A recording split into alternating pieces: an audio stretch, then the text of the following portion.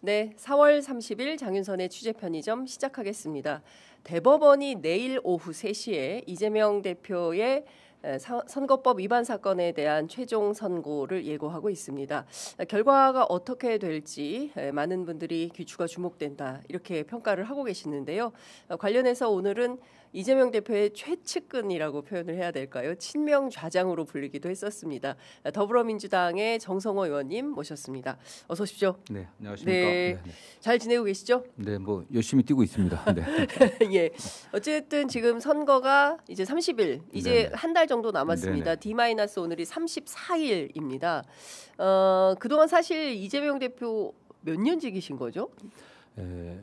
87년도 3월에 만났으니까 1987년 3월. 네네, 만 38년 정도 됐죠. 38년. 네네. 예.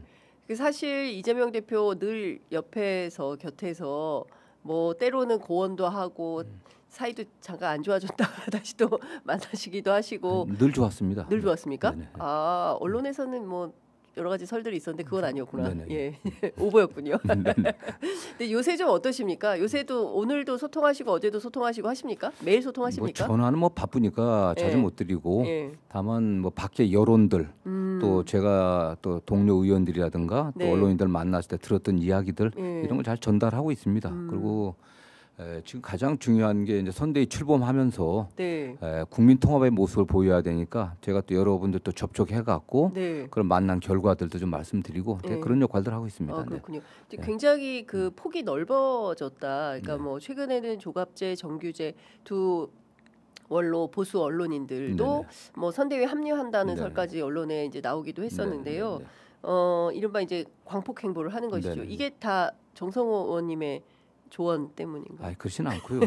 그 이재명 대표의 강점이 네. 그 시대의 흐름들 또 국민적 요구 사항을 잘 안다는 겁니다. 네. 그 이재명 대표가 물론 뭐 지지자들뿐만 아니라 지지하지 않는 분들까지 폭넓게 소통을 하고 있거든요. 네. 특히 언론인들도 굉장히 비판적인 또 언론인들과 소통하면서 국민들이 뭘 원하는지를 잘 알고 있습니다. 그게 이재명 대표 강점이고요.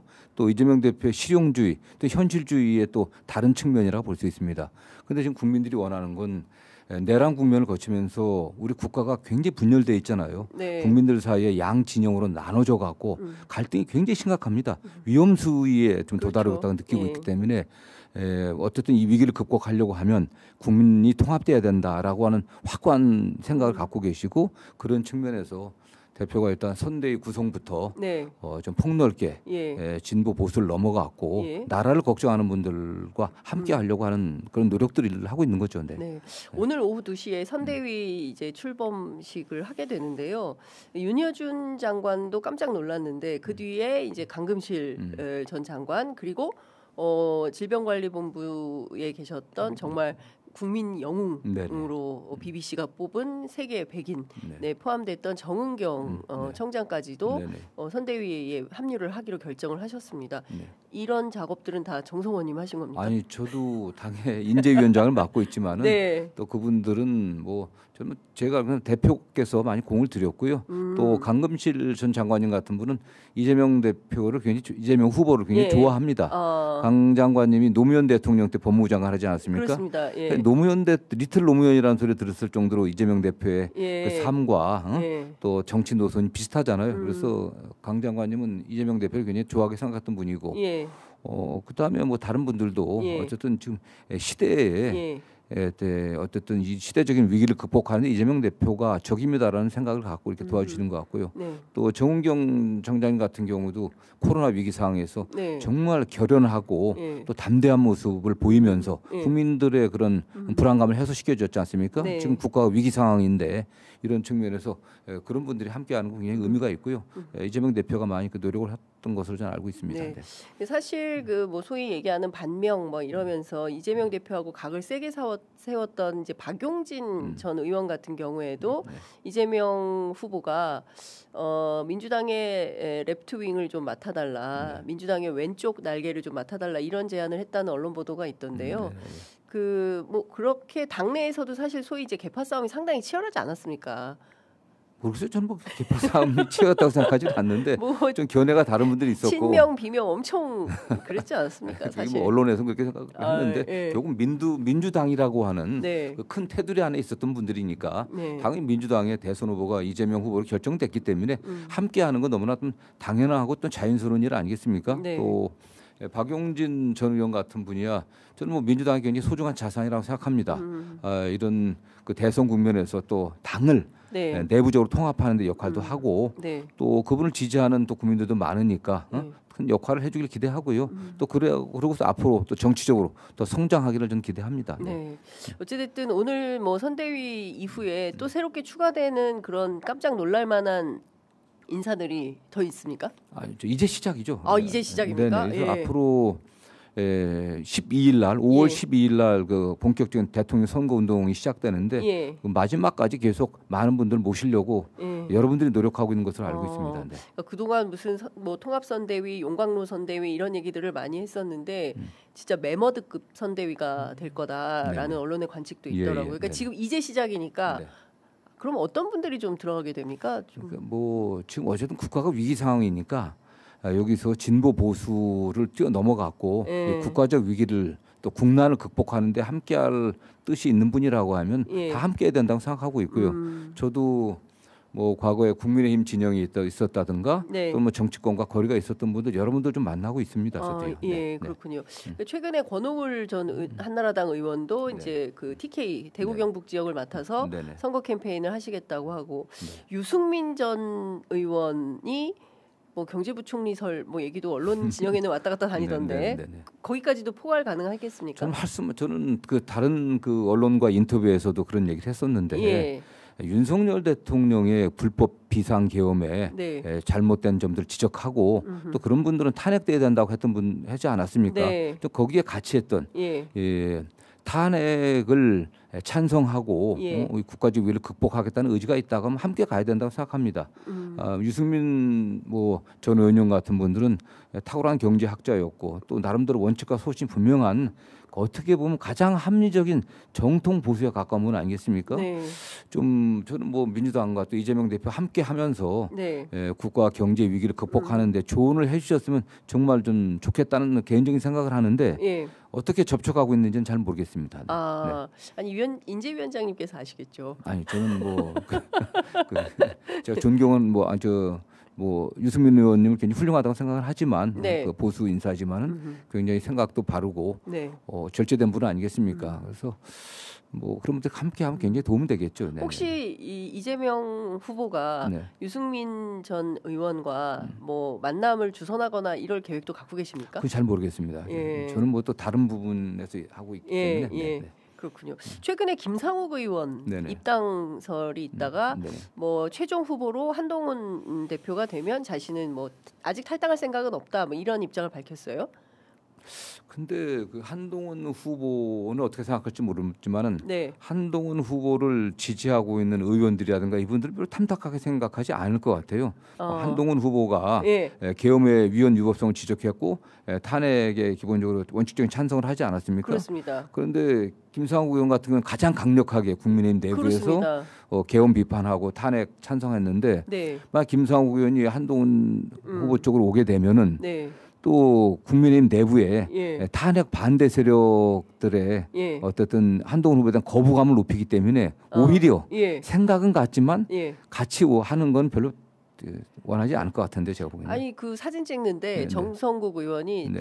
당신 좀 옆으로 카메라 바깥으로 빠져 네, 있으라 네. 그게 본심일 겁니다. 그렇게 얘기를 했다는 예, 예. 거예요. 네네, 근데 기자가 목격하고 진짜 네. 황당했다고 네네, 예. 얘기를 하는데 네. 뭐 그런 정도면 굳이 그 당에 계실 필요가 앞으로 그 김상욱 의원님도 굉장히 또 영남에서 당선되셨지만은 네. 또 생각이 바른 분 아니겠습니까? 네. 정치적으로 앞으로 할 일도 많이 있기 때문에 저는 오히려 그런 합리적인 보수, 네. 원칙 있는 보수를 지향하는 분들이 저는 뭐 민주당이 와서 이재명 대표 함께 해도 예. 정치적 입지를 만들어 가는데 좀 괜찮지 않을까 하는 생각을 해봅니다. 예. 네. 저는 같이 했으면 좋겠다는 게 저 개인 생각입니다. 아 네. 김상욱 의원도 민주당으로 건너와서 같이 정치했으면 좋겠다. 네. 그런 제안을. 그런 분들이 약간 예. 합리적인 중도 보수 또 예. 원칙적인 중도 보수주의자 아니겠습니까? 예, 예. 이런 분들이 함께 해야 또 민주당이 영남에 진출하는데도 도움이 되고 네. 뭐 그렇지 않겠습니까? 예. 네.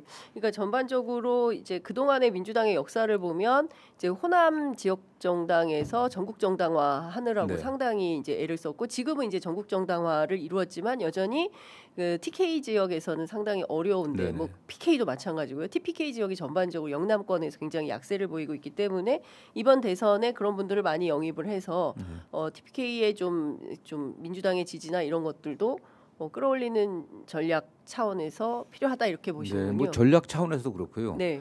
어쨌든 지금 여전히 지역주의가 좀 남아 있고 네. 또 진보 보수 또 좌우 간의 갈등이 굉장히 심하지 않습니까? 네. 이런 측면에서 또 보수적인 분들이 많은 지역 영남 아니겠습니까? 거기서도 좀 정말 합리적인 보수, 나라를 걱정하는 진짜 원칙 있는 보수 네. 이런 분들이 민주당과 함께 하게 되면은 네. 민주당의 외연도 확대되고 또 국민을 통합하는데 또 국가적 위기를 극복하는데 도움이 되지 않겠습니까? 네. 저는 뭐 그렇게 생각합니다. 네.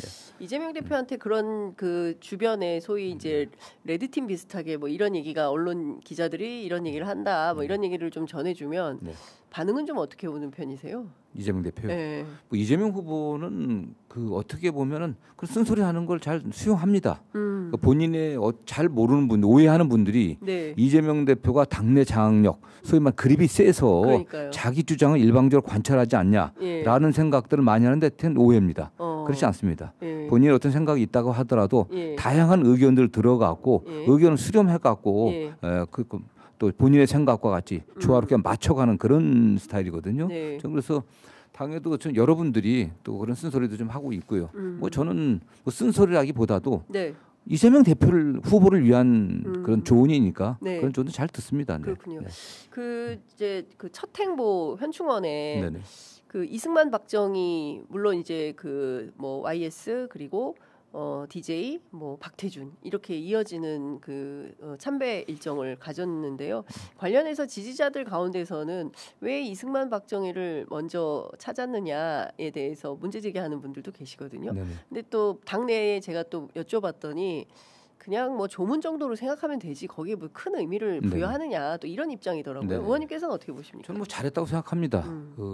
그분들을 뭐 존경해서 조문하는 게 아니지 않습니까? 예. 참배하는 것도 예. 전직 대통령이었으니까 어떤 분도 100% 잘한 게 있고 어떤 분은 100% 못한 게 있고 그런 건 아니거든요. 네. 공간이 네. 있습니다.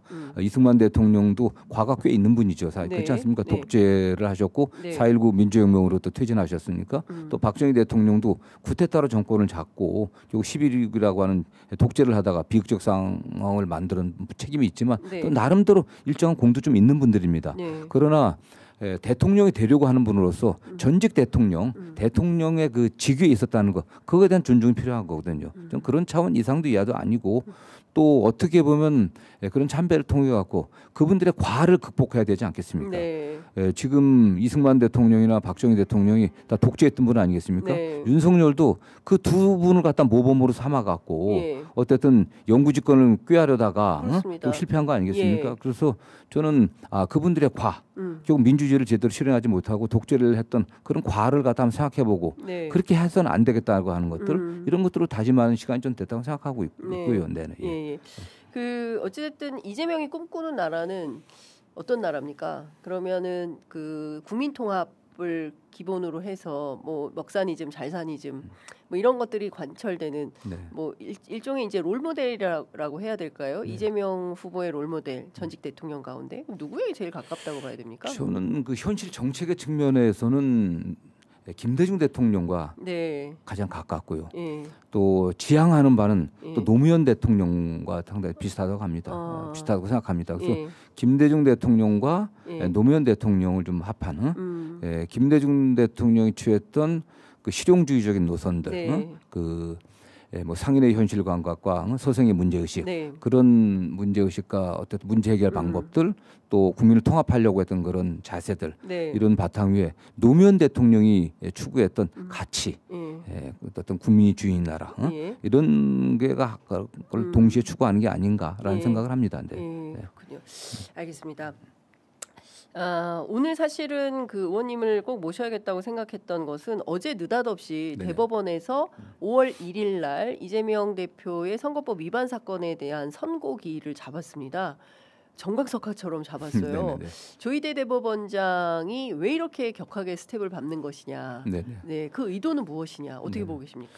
저는 제가 그 조희대 그 대법원장님 그 인사청문회 때 제가 위원이었거든요. 네. 그 당시도 인사청문 과정에서도 재판 지연 문제, 신속한 재판의 문제가 많이 제기됐었거든요. 네. 그 당시 조희대 대법원장 후보께서도 정말 중대한 문제다. 지연된 정의는 정의가 아니지 않습니까? 네. 그래서 신속한 재판 문제를 꼭 해결하겠다고 다짐을 하셨거든요. 네. 그 대법원장 취임한 이후에도 그런 면에서 법원의 좀 재판 속도가 좀 빨라지고 있습니다. 네. 그런데 특히 선거법, 공직선거법 관련해서는 선거일 이후 1년 안에 재판을 끝내게 돼 있거든요. 1심 6개월, 2심 3심이 3개월 3개월. 이거 꼭 지켜야 된다. 634. 그런데 물론 다른 사건도 있겠지만 이게 상징적인 사건 아니겠습니까? 제1야당의 그렇죠. 당대표고 유력한 대선 후보 아니겠습니까? 그래서 이 사건을 거기에 맞게 처리해야겠다라고 하는 그런 의지가 좀 있었던 게 아닌가 생각이 듭니다. 근데 그 의도는 뭐냐? 일부 어떤 분들은 뭐 여러 가지 생각을 하는데 조희대 대법원장이 굉장히 보수적이라고 얘기를 합니다. 그렇죠. 근데 보수적인 분들의 핵심 가치는 헌법을 존중하고 법치주의를 존중하는 거거든요. 법치수 확립입니다. 그 과정에서 그분들이 갖고 있는 가장 핵심적인 생각은 사법부의 독립, 또 법원을 존중받게 하는 거 그런 거거든요. 근데 재판이 지연돼 갖고 문제가 불신이 많이 쌓이고 있었잖아요. 그 문제를 해결하려고 했던 그런 의지가 있다고 저는 생각하고 이걸 신속하게 재판함으로써 법원의 존재의 또 사법부의 독립 또 우리가 정치권의 외압을 받지 않고 우리가 독립돼서 이런 판단을 했다라고 하는 걸 보여주고 싶은 게 아닌가. 그걸 통해서 궁극적으로는 법원에 대한 신뢰를 높이겠다라고 하는 그런 의도가 있다고 저는 선의를 해석하고 싶습니다. 그러니까 이게 뭐 어쨌든 이재명 대표 사건 자체를 이를테면 뭐 세 가지의 선택 가운데 가장 최악인 서울 고법으로 돌려보내는 파기환송 뭐 이런 선택을 하기 위한 것이 아니라 법원이 어쨌든 뭐 무죄 뭐 상고 기각 뭐 이런 결정을 통해서 확실하게 법원의 존재감도 보여주고 그리고 말끔하게 선거를 뛸 수 있도록 하려고 하는 것이다. 이렇게 보시는 겁니까? 저는 헌법재판소가 물론 박근혜 대통령 탄핵 과정에서 분명 그 존재의 어떤 이유를 입증했죠, 사실은요. 그런데 이번 헌법재판소의 과정 더 분명하게 헌법재판소가 대한민국 민주주의 헌법의 최후의 수호자다라고 하는 분명한 위상을 보여줬거든요. 그리고 헌법재판소의 윤석열 전 대통령 탄핵 결정문을 보면은 정말 이게 민주주의 교과서 같은 아주 그 잘 쓴 아름다운 문장입니다. 사실요. 교보문고 베스트셀러 2위까지 올라갔습니다. 그렇기 때문에 저는 그러나 그 이전까지는 법원과 헌재가 약간 긴장 관계가 있거든요. 어디가 위상이 높냐? 근데 좀 법원의 입장에서도 법원도 신뢰받을 수 있게 되려고 하면 재판의 지연 문제도 해결하고 정치권과 관계없이 우리 스스로 대법관들이 합의해서 판단한다 이런 걸 보여주고 싶은 그런 의도가 있었다고 저는 생각을 좀 하고 있고요. 그러니까 결론은 당연히 무죄다 이렇게. 저는 뭐 일반적인 무죄고 왜냐하면 그 공직선거법이 항소심이 대등재판부였거든요. 법적 경력 20년 이상의 중견 그 부장판사 3사람이 합의해서 판결한 거 아니겠습니까? 그래서 1심 판결과 2심 판결 비교해 보면 항소심 판결이 가장 논리적으로 그다음에 대법원 판례에 맞게 좀 판단됐다고 보고 있거든요. 좀 그래서 저는 뭐 무죄가 뭐 물론 최종 판결은 대법관들이 정하시겠지만은 뭐 무죄가 확실하다. 그러면 결국 상고 기각이라고 생각하고요. 뭐 일각에서 국민의힘에서는 파기 자판이라고 얘기하고 그렇게 얘기를 하고 있는데 그런 사례도 없고요. 그러니까 저는 뭐 그분이 검사 출신이라 민사 재판 사건들을 재판을 많이 안 해보셨을 겁니다. 근데 이런 게 무죄를 유죄로 바꾸는 그런 이런 건 없거든요. 그런 파기 자판 없었습니다. 없었고 대한민국 역사상 사법 역사상 이 무죄를 유죄를 바꾸려고 하면 제가 알기로는 대법원 판례를 변경해야 됩니다. 2020년 7월에 있었던 이재명 그 당시 경기도지사에 관련된 공직선거법 위반 그 판례를 바꿔야 돼요. 판례를 바꿔야 되기 때문에 이렇게 빨리 할 수가 없습니다. 7만 쪽이 넘는 자료. 판례를 바꿔야 되기 때문에 할 수가 없는 거고 만약 파기환송을 하려고 하면은 결국 이 사건이 파기환송돼 갖고 대통령 선거 전에 결정을 할 가능성은 불가능합니다. 그건 전혀 없기 때문에 그럼 고등법원에 계류하고 있는 거거든요. 항소법원에. 아니 그렇게 할 바에는 그렇게 빨리 할 필요가 없는 거죠. 요건 그대로 먹는 거니까 그냥 대법원에서 갖고 있는 게 차라리 낫지. 이렇게 빨리 할 필요가 없는 거 아니겠습니까? 저는 그래서 이렇게 신속하게 한다고 하는 것은 너무나 항소심 판결의 판결문을 보면은 너무나 그 이유와 주문이 명백하기 때문에 저는 뭐 이건 무죄라고 또 네. 상고 기각이라고 저는 확신하는데 예. 물론 뭐 최종 판결은 예. 뭐 대법관들께서 하시겠죠. 네. 예. 그러니까 지금 결과를 뭐 무죄를 유죄로 바꾸는 거는 상상 불가인 상황인 것이고 네. 그렇다면 조희대 대법원장이 이렇게 빠르게 결정을 내리려고 하는 것은 결과론적으로는 헌법재판소에 비해서 법원의 역할, 존재 의미 이런 것들을 더 뭐랄까 강력하게 피력하기 위한 조처다. 네, 이렇게 그렇죠. 해석을 해보는 게 네, 맞겠다. 저는 그렇습니다. 그 네. 조희대 대법원장님께서 예.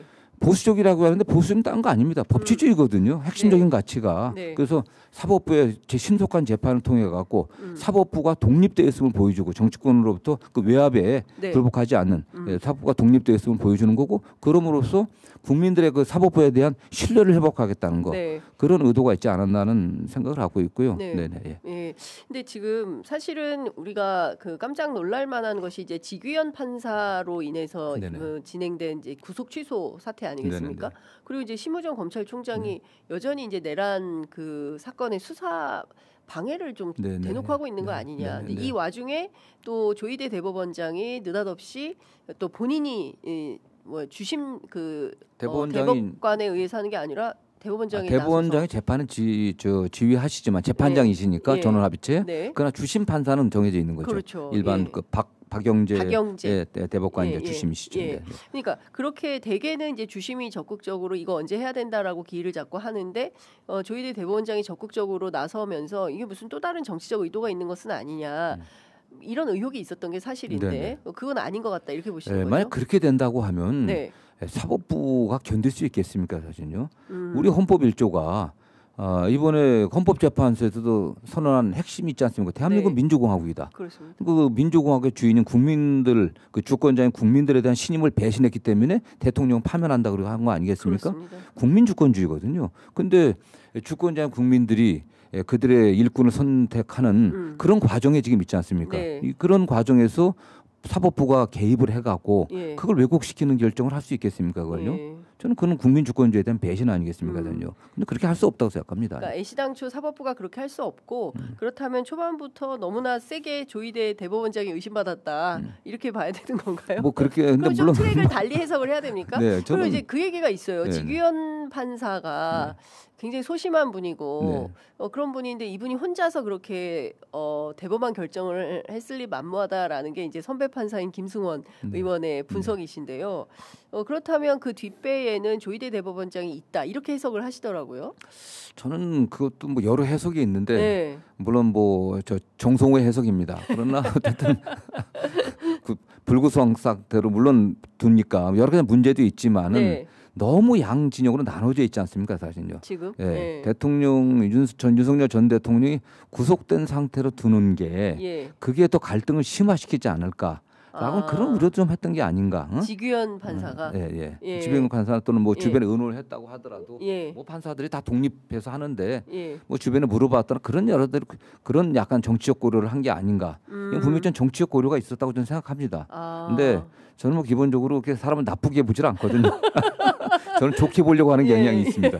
제 선량하게. 좀 뭐 늘 긍정적으로 해석하고 예. 그래서 뭐 그렇지 않겠나 해석을 하는데 매우 이례적이었던 건 사실이죠. 네. 예, 그렇게 해서는 안 되는 겁니다, 사실은. 네, 그렇지 그렇죠. 않겠습니까? 예. 그게 뭐 구속일자 계산하면서 갑자기 수십 년 만에 날짜로 계산하지 않고 시간을 따져 갖고 그러니까요. 계산한다면 이거 웃기는 건데 맞습니다. 상상할 수 없는 어떤 계산법을 만들어냈는데 예. 그러나 또 그럼에도 불구하고 뭐 그렇게 이미 벌어진 일인데 뭐 예. 나쁘게 해석한 것보다는 어쨌든 국민적 갈등을 해소하는데 네. 그렇게 해갖고 좀 풀어주려고 했던 게 아닌가 하는데 사실은 정의에는 어긋나는 거죠. 아니, 이건 부정의한 거죠. 그렇습니다. 내란 수개인데. 예. 뭐 내란 수개인데 막 판교까지 가가지고 네, 예. 보리밥 드시고 네. 이게 과연 안 되는 거죠. 국민정서에 맞는 거냐? 아니 그리고 사실 종범에 해당하는 그 사령관들은 전부 구속돼 있지 그러니까요. 않습니까? 그게 이건 예. 정의롭지 못한 거죠. 예. 그러니까 본인이 그러니까 정치적인 어떤 뭐 판단했다고 하더라도 네. 저는 그게 정의롭지 못했던 거라고 저는 생각합니다. 네. 자, 지금 속보가 들어와 있는데요. 검찰이 윤석열 부부의 사저라고 자택이죠. 아크로비스타에 대한 압수수색을 현재 실시하고 있다고 합니다. 시작이 된 건가요? 본격적인 수사가. 역시 대한민국 검찰답습니다. 대한민국 검찰답다. 네네. 예, 네. 이미 이제 그 파면된 지 상당히 오래된 상황인데 네. 이제야 지금 검찰이 수사에 나서는 장면. 네, 그 뭐 최종적인 결론은 네. 주권자인 국민들이 선택할 문제지만은 누가 어느 분이 되든 간에 어떤 분이 새로운 대통령이 되든 간에 검찰은 자기 본연의 임무에 충실해야 되지 않겠습니까? 네. 이제는 전직이든 현직이든 법을 어겼다고 하면 처벌을 받아야 되죠. 저는 뭐 검찰이 정말 제대로 뭐 다음 정부가 수립되기 전에 정말 한치의 의혹도 없이 제대로 수사하기를 좀 당부드리는 게 당부합니다. 예. 그러니까 정말 대한민국 검찰답게 이제는 권력의 추가 확실히 움직였다라는 게 이제야 직감이 된다 이렇게 보아야 되는 겁니까? 그리고 최근에 건진 관련된 내용들이 너무 많이 터지지 않았습니까? 특히 이제 그 목걸이에 이어서 명품 가방 그거 말고도 훨씬 더 많은 그리고 관봉 같은 경우 이 도대체 어디서 나간 거냐? 예, 이런 거에 대해서 검찰이 지금까지 수사를 안 하다가 이제야 이제 수사를 시작한다. 그렇다면 김건희 씨에 대한 소환도 임박했다고 봐야 되겠네요. 그래야겠죠. 빨리 저는. 정말 그 특검이 지금 네. 민주당에서 뭐 내란 특검법, 김건희 여사 특검법 지금 발의돼 있지 않습니까? 예. 뭐 민주당으로 또 이재명 후보가 당선돼서 민주당으로 정권이 넘어온다고 하면 뭐 통과되는 건 확실한 거고, 네. 뭐 발효되는 것도 공표되는 것도 확실한 거 아니겠습니까? 네. 저는 그러기 전에 그냥 검찰 스스로 네. 정말 그동안 국민들로부터 얼마나 불신을 받아왔습니까? 네. 정말 뭐 강자에 약하고 약자에 강하고 권력 있는 살아있는 권력에 대해서는 그 앞에서 아무것도 못하고 죽은 권력에 대해서는 그냥 어떻게든 난도질 해왔지 않습니까? 정말 지금이라도 검찰이 네. 차기 정부의 부담을 좀 줄여주는 차원에서 정말 한 점 의혹 없이 전 검찰력을 동원해갖고 의혹들을 밝혀내야 된다고 생각합니다. 네. 말씀 주신 대로 진짜 죽은 권력에 대해서는 난도질을 하는 검찰이 이제 시작을 한 거다라고 볼 수 있을 것 같습니다. 자, 이것 좀 여쭤보겠습니다. 한덕수 대행이 어제 헌법재판소법 개정안에 대해서 끝내 거부권 행사를 했습니다. 네. 그리고 예산 심의 중인데 총리로서 반드시 출석해야 되는 예결위에 출석을 안 하고 있어요. 네네네. 그러니까 본인 스스로 나는 대통령이다, 총리가 아니다 이런 생각을 하는 건지 네네. 급기야 오늘 보도된 바에 따르면 여의도 사무실에 입주를 했고 이곳은 나경원 후보가 나경원 캠프가 쓰던 사무실을 받아서 쓴다라는 겁니다. 그 선수복 입고 지금 심판하고 있는 거거든요. 어떻게 보십니까? 뭐 이미 뭐 끝날 때가 다 됐는데 참 그래서는 안 되죠. 네. 처음에 총리 권한 대행은 저한테 대통령 권한 대행은 저 소극적인 권한을 행사해야 된다. 그렇기 때문에 대통령이 갖고 있는 임명권 행사해서는 안 된다. 그리고 헌법재판관들 임명하지 않았지 않습니까? 맞습니다. 그런 분이 지금 와서는 나는 그냥 지금 대통령과 권한이 같다 이렇게 주장하고 있습니다. 저는 그런 이율배반적인 행태를 국민들이 다 보고 있고 기억하고 있는 거 아니겠습니까? 네. 그 공직생활 수십 년 동안 뭐 정말 혜택 받아본 분 아니겠어요? 뭐 양지만 걸어오고. 근데 뭐 떡본 김에 제사 지낸다는 말이 있잖아요. 뭐 견물생심이라고 일단 보고되니까 뭐 갖고 싶다고 좀 그런 상황인 것 같아요. 그러나 본인이 수십 년 공직생활의 마무리를 매우 불행하게 끝나지 않을까 하는 그런 우려가 많이 듭니다. 이게 저는 뭐 세상 일이 그렇게 세상 일이 그렇게 호락호락하지 않거든요. 사필 규정입니다. 그분의 행태를 국민들이 다 지켜봐왔고 지난 3년 동안 윤석열 대통령 밑에서 윤석열 대통령 행정부의 1인 수반 아니겠습니까? 그 밑에 2인자였어요. 총리였습니다. 뭐 했습니까 사실은. 대한민국 경제가 이렇게 망가지고 대통령이 쿠데타를 일으키는 과정에서 어떤 역할을 했습니까? 몰랐다고 얘기하면은 행정부의 2인자가 대통령이 그야말로 나라를 갖다가 극대 혼란으로 빠뜨리는 쿠데타를 일으키는 걸 몰랐다고 하면 그 대통령과 관계 어땠다는 겁니까? 그러니까. 너무나 무능하고 무책임한 거 아니겠습니까? 그걸 알고서 저지 못했다고 하면 그건 뭐 내란 방조범으로서 책임을 져야 되는 거고 어떻게 됐든 간에 그의 역할이라고 하는 건 책임져야 되는 역할이에요. 그런데 대통령이 고려된 상태가 오니까 그 권한대행에서 나도 해도 되게 해봐도 되겠지? 또 국민의힘이 정말 지리멸렬하지 않습니까 사실은. 뭐 자기 스스로는 후보 하나 만들지 못할 그런 세력으로 전락돼 버렸어요. 사실 또 내란의 사실상 공범 아니겠습니까? 그러니까 거기 가서 본인도 사실은 공범 아니면 무능정자였는데 거기 가서 자기가 또 후보가 돼보겠다? 이건 말이 안 되는 거 아니겠습니까? 엄중한 국민의 심판, 그 역사의 심판을 면치 못하죠. 저는 그런 선택은 불행한 길이라고 생각합니다. 네, 한덕수 총리 끝내 불행한 길로 마무리하게 될 거다. 검찰 수사도 받겠죠. 아니 뭐 본인은 예. 뭐 대선 후보가 됐다고 하면 그 다음에 뭐 또 면책될 수 있다. 왜냐 나 정치타 하나 받는다 이렇게 주장할 수 있겠지만 이거는 그런 사안이 아니지 않습니까? 그렇죠. 국민이 이건 다 합니다. 네, 국민이 다 지켜보고 예. 있기 때문에 오히려 예. 정말 마지막 총리로서 권한 대응으로서 국난 극복에 더 힘쓰고 공정한 선거 관리자로서의 네. 중립적인 공정한 선거 관리자로서의 역할을 다한다고 하면 그러면 사실은 본인이 편하게 은퇴할 네. 수 있는 거 아니겠습니까? 예. 그런데 본인이 심판이었다가 선수를 뛰겠다가 나서고 있고 그것도 내란 공범당과 단일화해서 나가겠다? 이거는 생각할 수 없는 일인데 그런 생각을 하는 것 같아요. 네. 윤석열 대통령이 아무도 상상하지 못했던 구테타를 일으켰던 것처럼 네. 역시 그 대통령의 그 총리 아닌가? 그러니까요. 그렇게밖에 얘기할 수밖에 없습니다. 네. 네. 알겠습니다. 오늘 말씀은 여기까지 들어야 되겠습니다. 의원님 말씀 잘 들었습니다. 고맙습니다. 감사합니다.